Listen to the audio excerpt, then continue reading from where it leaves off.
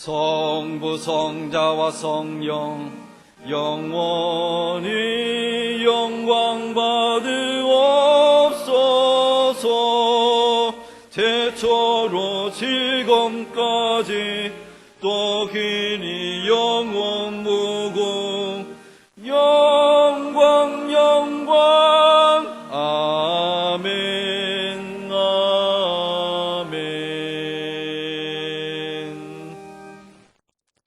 볼지어다 내가 문 밖에 서서 두드리노니 누구든지 내 음성을 듣고 문을 열면 내가 그에게로 들어가 그로 더불어 먹고 그는 나로 더불어 먹으리라.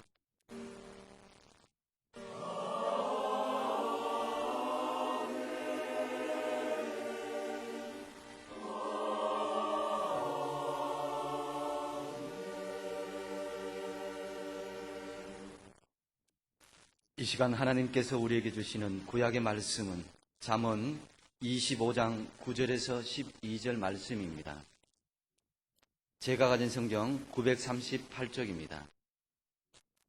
너는 이웃과 다투거든 변론만 하고 남의 은밀한 일은 누설하지 말라.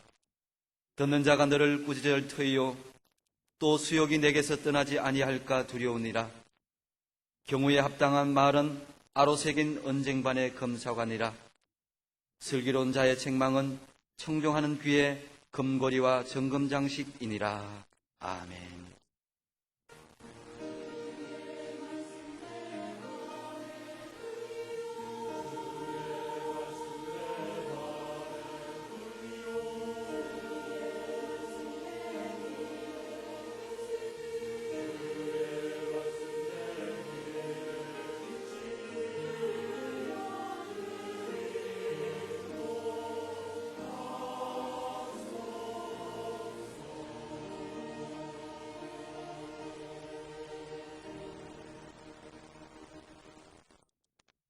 하나님께서 우리에게 주시는 신약의 말씀은 야고보서 3장 1절에서 12절 말씀입니다. 제가 가진 성경 373쪽입니다. 내 형제들아, 너희는 성생된 우리가 더 큰 심판을 받을 줄을 알고 많이 성생이 되지 말라. 우리가 다 실수가 많으니 만일 말에 실수가 없는 자면 곧 온전한 사람이라. 능히 온몸도 굴레 씌우리라. 우리가 말을 순종케 하려고 그 입에 재갈 먹여 온몸을 의거하며 또 배를 보라. 그렇게 크고 광풍에 밀려가는 것들을 지극히 작은 키로 사공의 뜻대로 운전하나니 이와 같이 혀도 작은 지체로 돼 큰 것을 자랑하도다. 보라, 어떻게 작은 불이 어떻게 많은 나무를 태우는가. 혀는 곧 불이요 불의의 색이라. 혀는 우리 지체 중에서 온몸을 더럽히고 생의 바퀴를 불사르나니 그 사르는 것이 지옥불에서 나느니라. 여러 종류의 짐승과 새며 벌레와 해물은 다 길들므로 사람에게 길들었거니와 혀는 능히 길들일 사람이 없나니 쉬지 아니하는 악이요 죽이는 독이 가득한 것이라. 이것으로 우리가 주 아버지를 찬송하고 또 이것으로 하나님의 형상대로 지음을 받은 사람을 저주하나니 한 입으로 찬송과 저주가 나는도다. 내 형제들아, 이것이 마땅치 아니하니라. 샘이 한 구멍으로 어찌 단물과 쓴물을 내겠느냐. 내 형제들아, 어찌 무화과 나무가 감람 열매를 포도나무가 무화과를 맺겠느냐. 이와 같이 짠물이 단물을 내지 못하느니라. 아멘. 사람이 아침에 눈을 떠서 밤에 잠자리에 들기까지 하루 종일 내가 한 말을 다 모아서 분석해 보면 아마도 우리가 생각지도 못한 여러 결과가 나올 것입니다. 거짓, 과장, 긍정적인 말보다 훨씬 많은 부정적인 말, 믿음의 말보다 훨씬 많은 불신의 말, 다른 사람을 격려하고 위로하고 칭찬하고 인정하기보다는 비판하고 비난하고 증오하는 말을 더 많이 하는 등등. 사람이 하루도 말 안 하고 살 수는 없습니다. 농아도 말을 해요. 수하로 하지 않습니까? 그렇죠. 금년에는 무슨 말을 어떻게 하며 살아야 하겠습니까? 오늘의 구약 본문 9절을 다시 보시면 너는 이웃과 다투거든 변론만 하고 남의 은밀한 일은 누설하지 말라 그랬어요.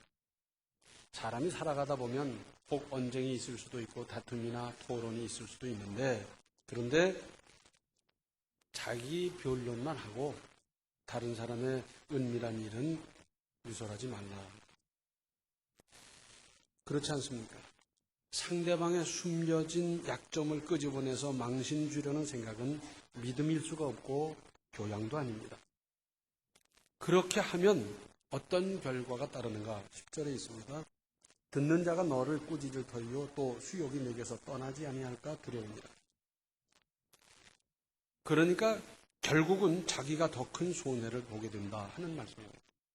우선은 통쾌한지 몰라도 나중에 두고두고 자기가 손해보는 거예요.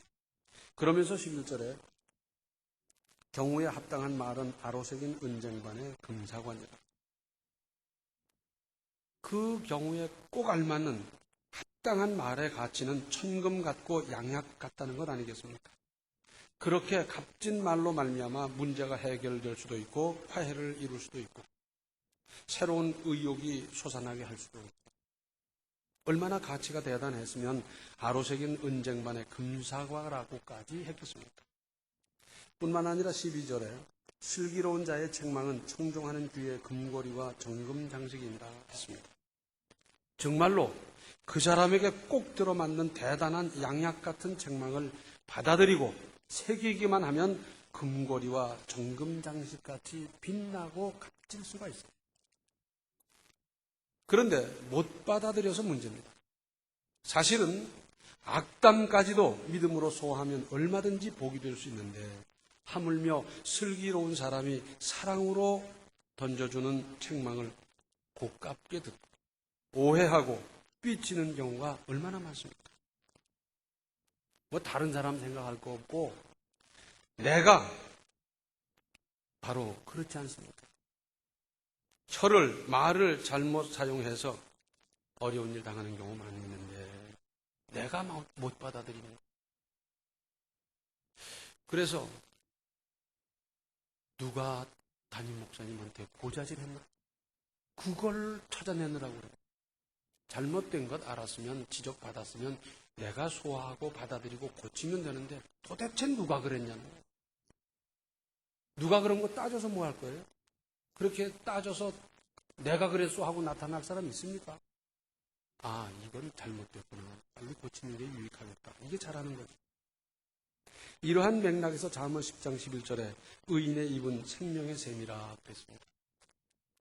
다른 사람 유익하게 하고 위로하고 격려하는 말을 하는 의인.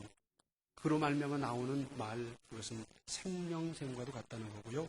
그런데 여기서 우리가 짚어보아야 할 대목이 있습니다. 바른 말이라 해도 때를 잘못 잡으면 합당한 말이 될 수 없습니다. 가치가 떨어지고 오히려 엉뚱한 결과를 나올 수가 있습니다. 우리가 자녀를 길러보아도요. 아무리 어려도 부모님 기분을 쭉 살펴보는 거예요. 그래서 기분 좋을 적에 뭐 요구도 하고 손도 벌리는 거지.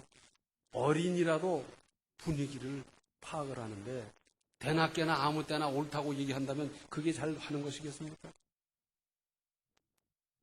그러면서 잠언 15장 23절 하반절에 때에 맞는 말이 얼마나 아름다운 거고 했습니다.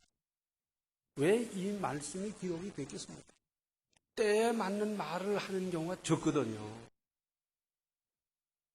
잘못되고 상처요, 후유증이요, 합병증 이런 걸 낳는 말을 그렇게 많이 하고 때에 맞는 말을 하는 사람이 그렇게 적고 그런 말 찾기가 힘들고 그러다 보니까 이렇게까지 말씀하고 있습니다. 또 오늘의 신약 본문 말씀 2절을 다시 보시면 우리가 다 실수가 많으니 만일 말에 실수가 없는 자면 곧 온전한 사람이라 능히 온 몸도 굴레 씌우리라. 여기서 예외가 될 수 있는 사람이 얼마나 있겠어요? 다 우리가 말을 잘못해서 문제가 되거나 사건이 되는 경우가 얼마나 많았습니까? 이건 사실 아닙니까?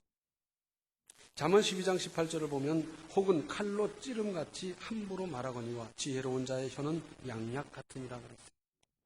말로 말미암아 받는 상처가 얼마나 깊은지 칼로 찌르는 것 같고 피나는 것 같고 흉터가 남고 두고두고 3년, 5년, 7년 동안 괴로워해야 되는 일이 있고요. 그런가 하면 양약 같은 말을 통해서 다른 사람을 유익하게 하는 사람도 있더라. 시편 57편 4절 하반절을 보면 악인의 혀는 날카로운 칼 같다 그랬어요. 날카로운 칼같이 충격을 주고 상처를 주는 사람은 악인이라는 말이 되고 악인은 하는 짓이 그렇다는 말도 되고 그렇습니다.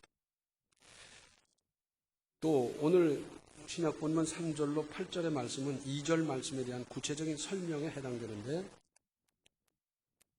우리가 말을 순종케 하려고 그 입에 재갈 먹여 온몸을 어거하며 또 해를 보라 그렇게 크고 광풍에 밀려가는 것들을 지극히 작은 키로 사공의 뜻대로 운전하나니 이와 같이 혀도 작은 지체로 돼 큰 것을 자랑하도다. 보라 어떻게 작은 불이 어떻게 많은 나무를 태우는가. 혀는 곧 불이요 불의의 세계라. 혀는 우리의 지체 중에서 온몸을 더럽히고 생의 바퀴를 불사르나니 그 사르는 것이 지옥불에서 나느니라. 여러 종류의 짐승과 새며 벌레와 해물은 다 길들므로 사람에게 길들었거니와 혀는 능히 길들일 사람이 없나니 쉬지 아니하는 악이요 죽이는 독이 가득한 것이라. 사실 말로 말미암아 우리는 얼마나 깊고 많은 상처를 받았으며 부담을 느꼈습니다. 이런 상처 안 받은 사람 여기 있습니까? 다 받아봤어요. 그 아픔 다 알아요. 그러면서도 내가 그랬을 것이라는 생각은 여간 안 하고 있어서 문제입니다. 자기가 받은 상처는 기억하고 아파하면서 내가 상처 줬을 거란 생각 아무도 안 하는 거예요. 자기는 부지불식간에 기억조차 없이 툭 던진 말이지만 다른 사람에게 있어서는 그것이 평생의 상처가 될 수 있는데도 자기가 상처 입힐 거라는 생각은 아무도 안 하고 자기는 무슨 천사나 된 것처럼 착각하는 사람들이 얼마나 많은지 몰라요. 말을 잘한다는 의미가 뭡니까? 논리 정연하면 잘하는 겁니까? 그렇습니다. 설득력이 있으면 잘하는 겁니까? 그렇습니다.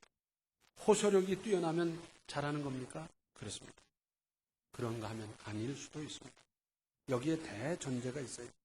고린도전서 14장 26절 하반절을 보면 모든 것을 덕을 세우기 위하여 하라 그랬어요. 말을 하든지 행동을 하든지 장사를 하든지 연구를 하든지 뭘 하든지 덕이 돼야 된다 그 말입니다. 자기는 하느라고 했는데 부덕이 된다든지 문제가 생긴다면 이게 잘하는 일이겠어요? 모든 것을 덕을 세우기 위하여 하십시오. 또 고린도전서 14장 40절을 보면 모든 것을 적당하게 하고 질서대로 하라 그랬습니다. 이 말씀의 1차적인 뜻은 이런 겁니다.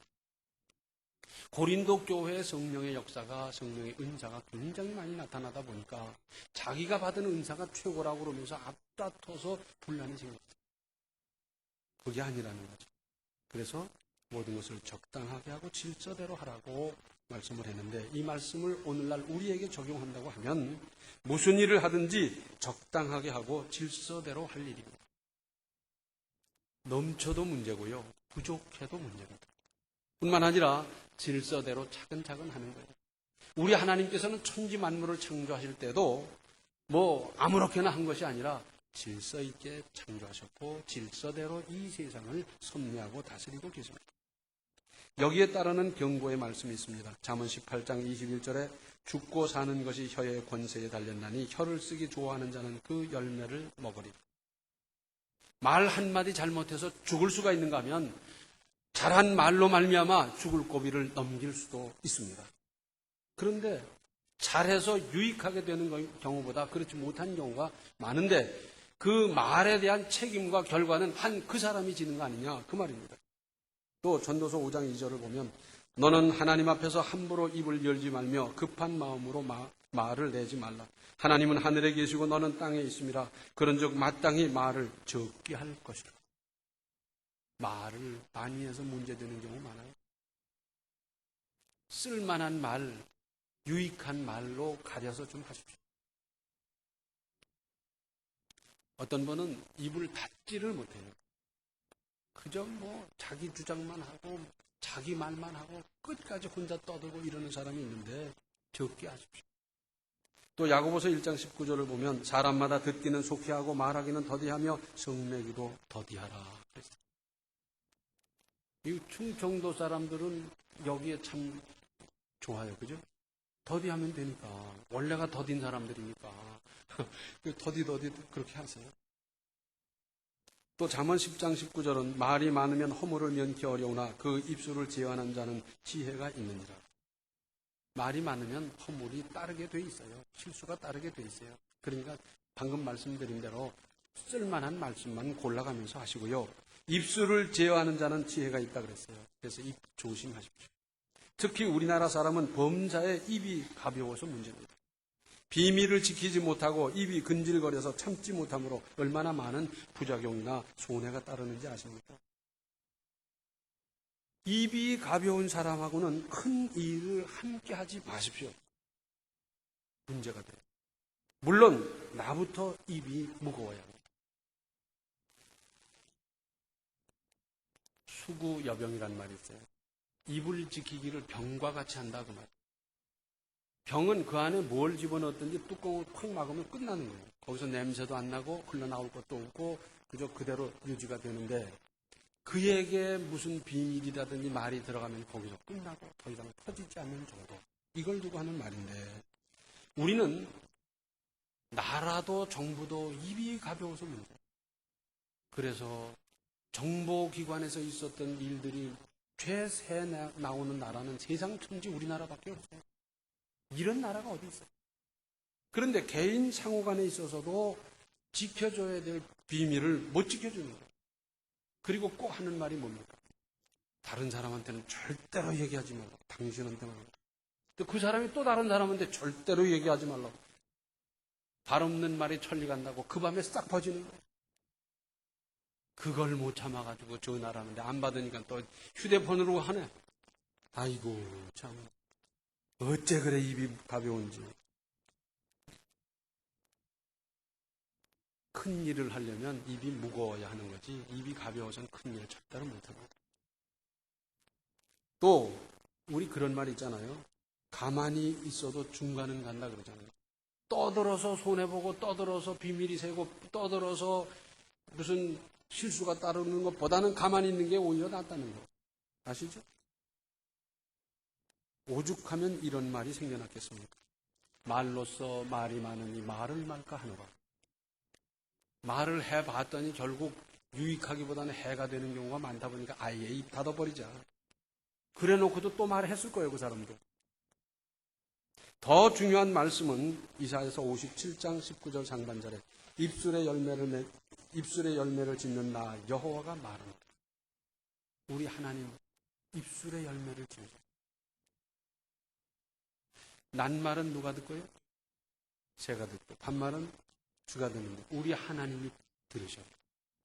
내가 이불 속에서 한 말도 혼자 투덜거리면서 한 말도 우리 하나님이 다 듣고 계시고 나는 뱉어내고 말하는데 열매를 짓는 분은 하나님이에요. 아, 이거 대단한 거 아닙니까?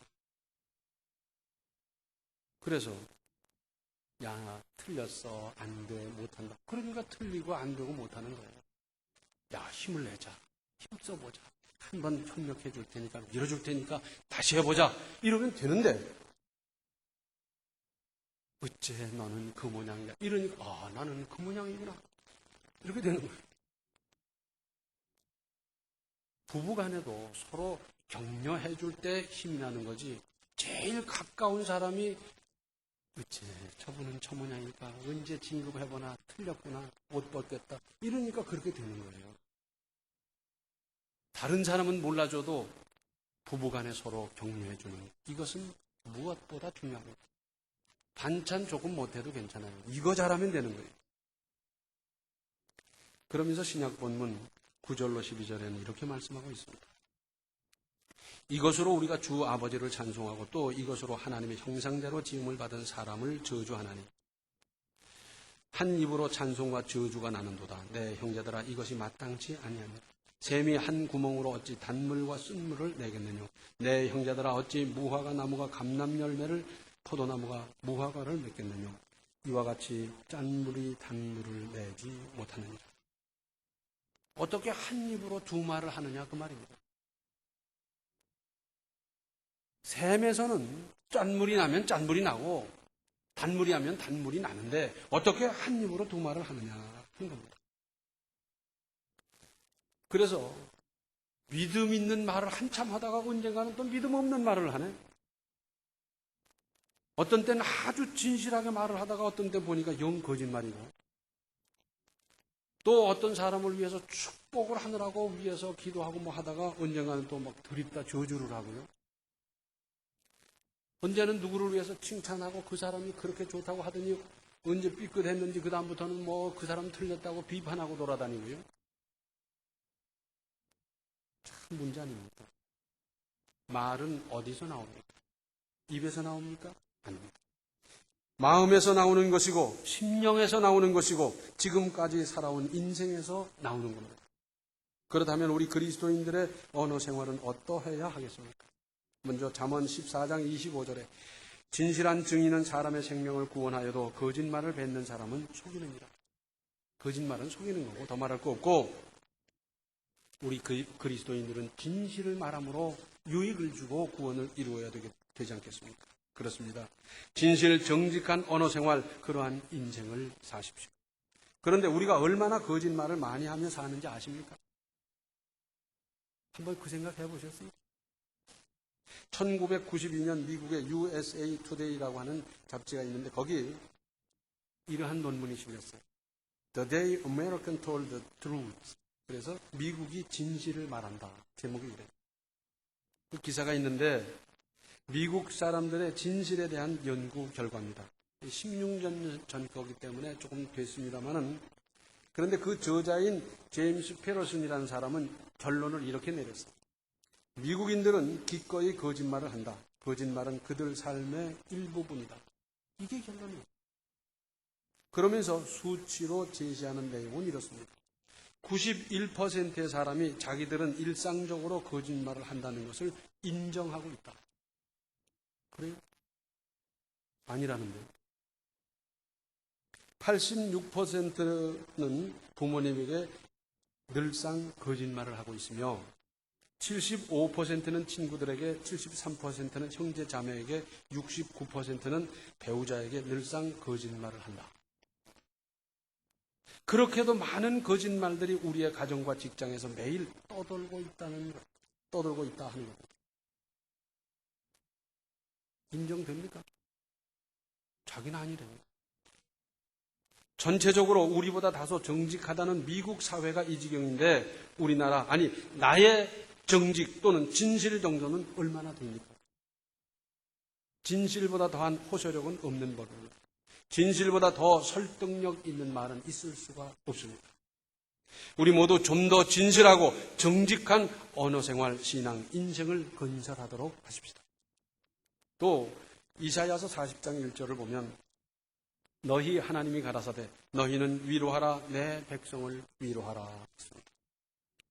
이스라엘 백성들은 늘 이웃 나라의 침략을 받아가면서 늘 어렵게 살아왔어요. 그래서 위로받아야 될 사람이기도 하죠. 또 고린도 후서 1장 3절로 7절에는 이런 말씀이 있습니다. 찬송하리로다 그는 우리 주 예수 그리스도의 하나님이시요 자비의 아버지시요 모든 위로의 하나님이시며 우리의 모든 환난 중에서 우리를 위로하사 우리로 하여금 하나님께 받는 위로로서 모든 환난 중에 있는 자들을 능히 위로하게 하시는 이시로다.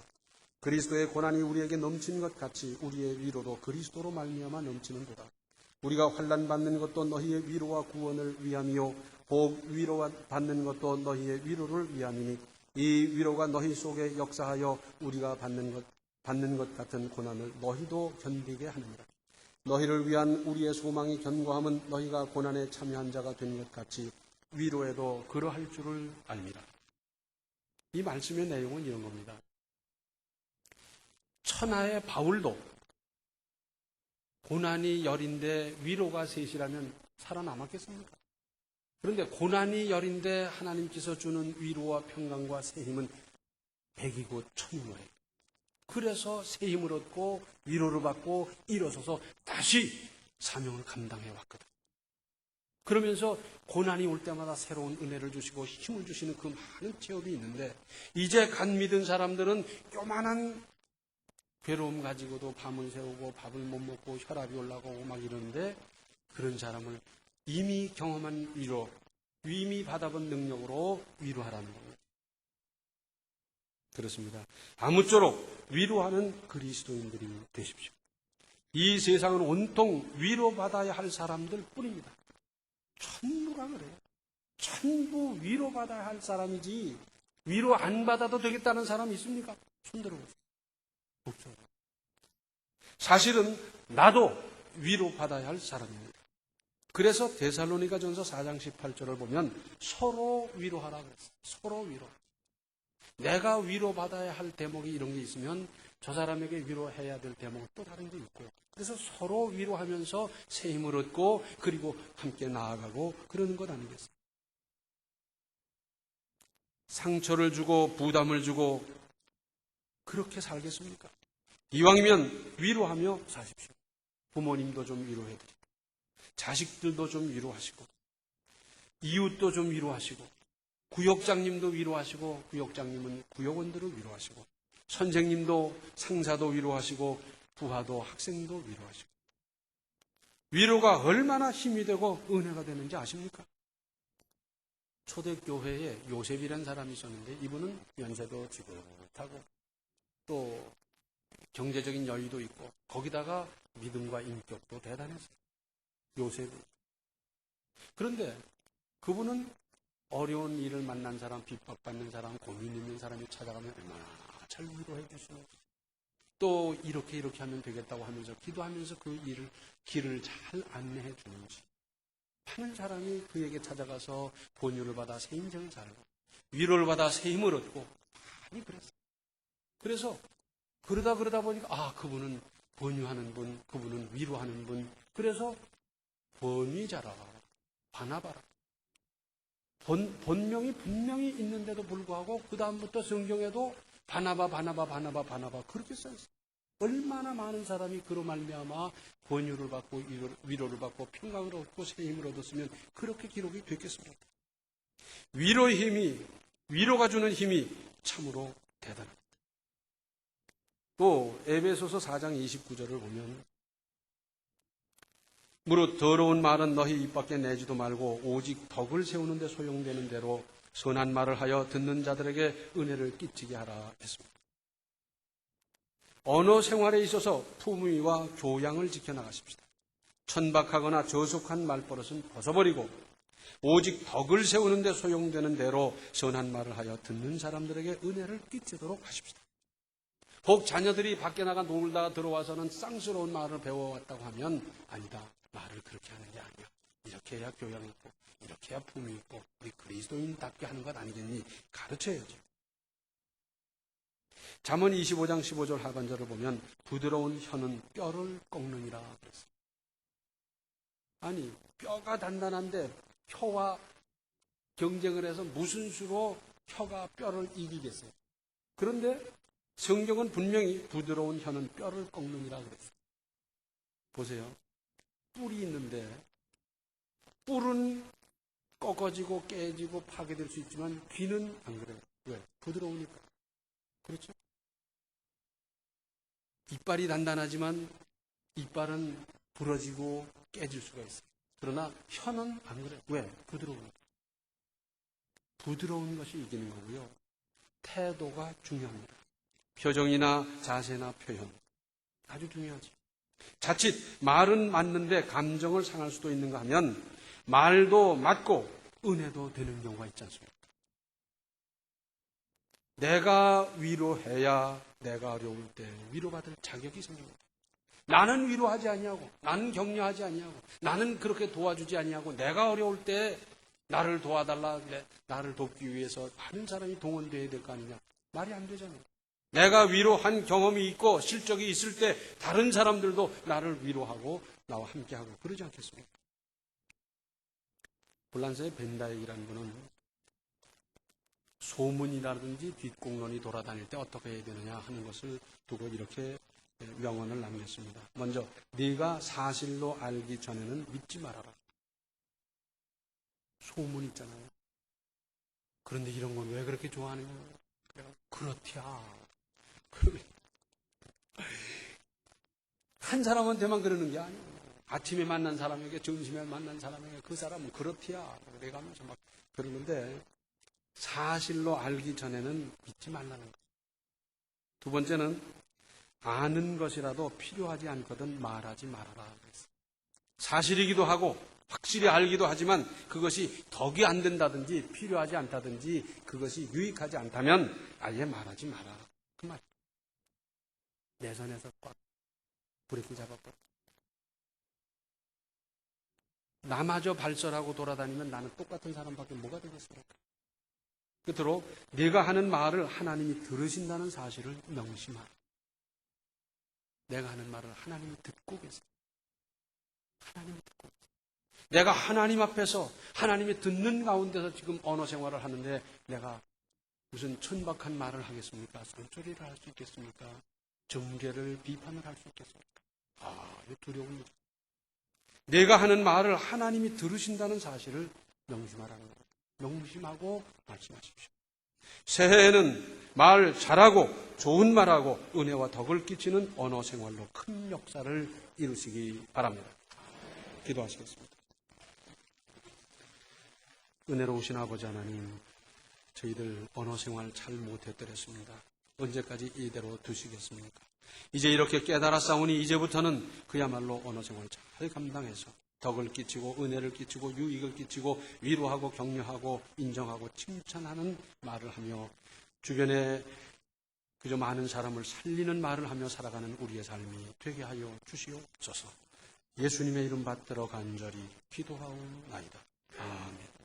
하나님이 주신 입으로 믿음의 덕을 많이 쌓으며 살아가십시오.